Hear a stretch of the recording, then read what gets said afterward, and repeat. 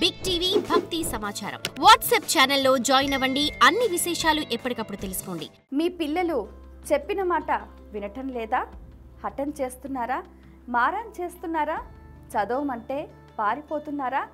అతి స్వేచ్ఛతో తిరుగుతున్నారా? అయితే ఈ చిన్న పరిహారాన్ని పాటించండి.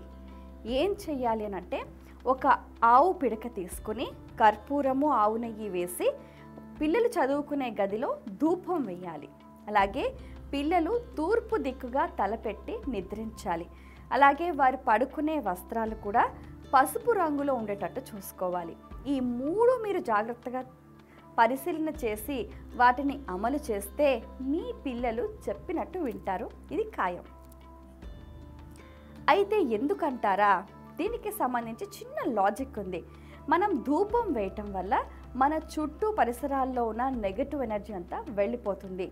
తూర్పు దిక్కున తలపెట్టి పడుకోవడం వల్ల మనకు అన్ని కార్యాల్లో విజయం లభిస్తుంది.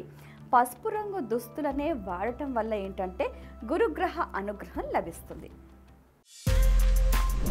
బిగ్ టీవీ అవుట్లుక్ కథనాలు నచ్చితే వెంటనే బిగ్ టీవీ ఛానల్ ను సబ్స్క్రైబ్ చేయండి.